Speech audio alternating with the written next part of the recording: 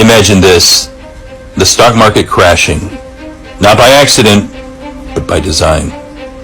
Almost nothing was spared here once we learned about the new U.S. tariff regime. In S&P 500, it is going to close the day lower by about 4.8%. That's the worst day for the index going back to June of 2020. It pushes the S&P 500 back 12% from its all-time high. 5396 and change is where it settles on the day. The Dow Jones Industrial Average lost more than 1,600 points on the day, taking it down by 4% on the day. The NASDAQ Composite down 1,000 points or 6%. The NASDAQ 100 down 1,000 points or 5.4%. The Russell 2000 down more than 100 points or 7%. S&P 400 mid-caps down 7%. Dow Transports down 9%. And I know, Alex, you like to look at the equal weighted index. I do. That was an underperformer relative to the S&P, down 4.8%. What the market is doing, and this is the stock market, the oil market, the commodities market, the bond market, across the board, what these markets are telling you is that the prospects for global growth have deteriorated. That we're looking at the possibility now of the U.S. going into recession. Donald Trump's plans for the economy would accelerate inflation and invite a recession by the middle of next year. Give Trump credit. I mean, he literally killed the economy. You've wiped out $4 trillion of shareholder value.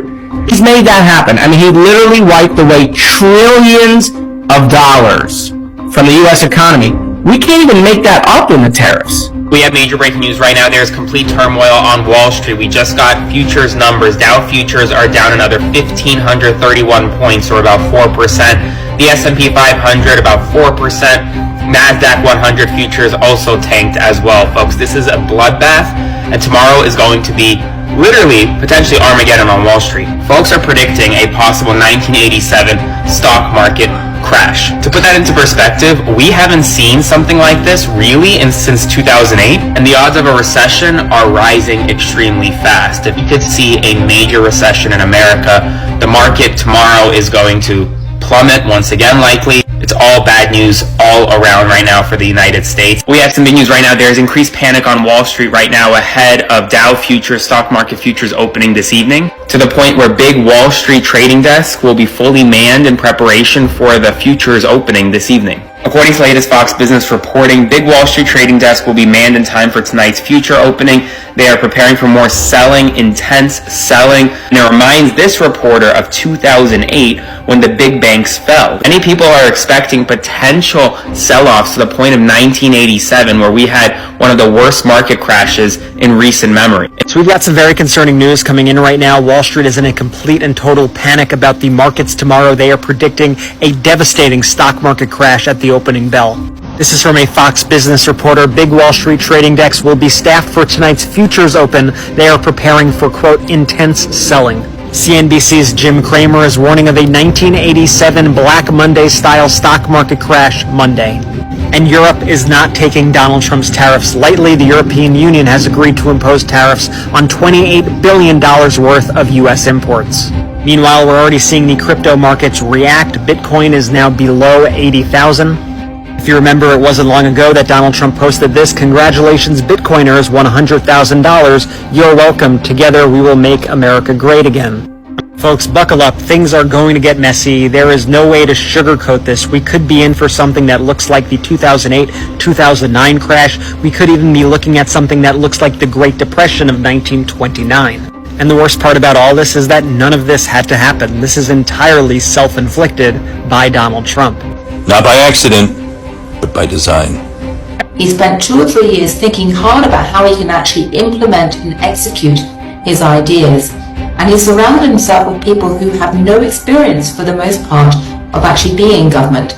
So he knows more than them. According to people I've spoken who are part of his team, he's extremely convinced that he knows what to do now, he knows how to execute it, and he will keep charting his course almost in spite of anything.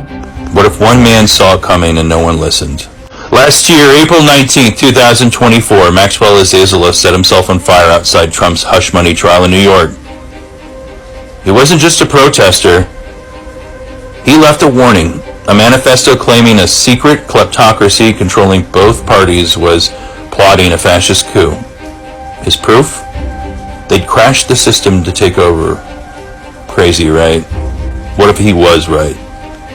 Fast forward to 2025.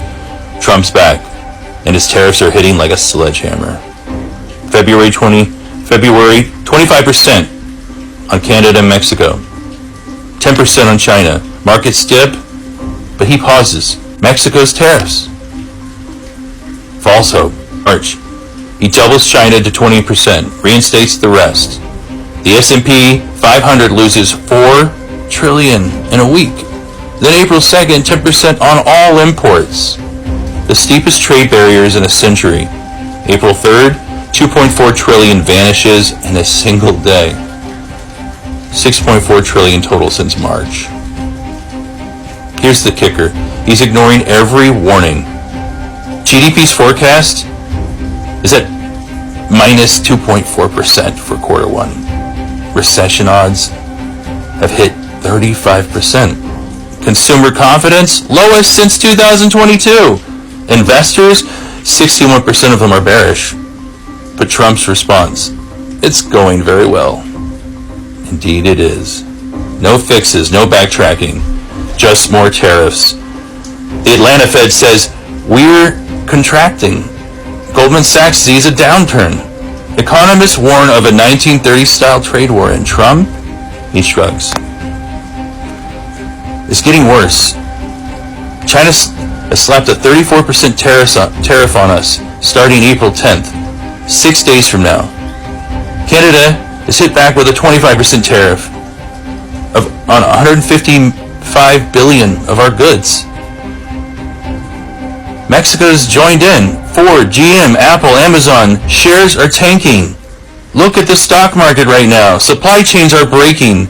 And Trump's answer? Escalate. Tariffs on all countries. Why push this hard unless the goal is chaos? April 3rd, retail folks, they bought 4.7 billion in stocks. That's the biggest in a decade. Right before the crash. A trap? Meanwhile, gold hits over $3,000 an ounce. And other policies, federal job cuts, spending freezes, mass deportations are piling on the pain.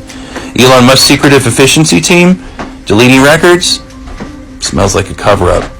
Now picture this. It's October 2025. Unemployment's at 8%, inflation 5%. The market's down 20 to 30%. People are desperate. That's when they strike.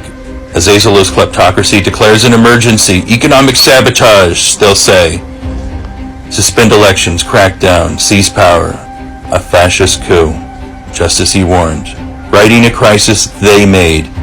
Imagine if I had pulled Fox News' credentials from the White House press corps. No, but this is what's happening.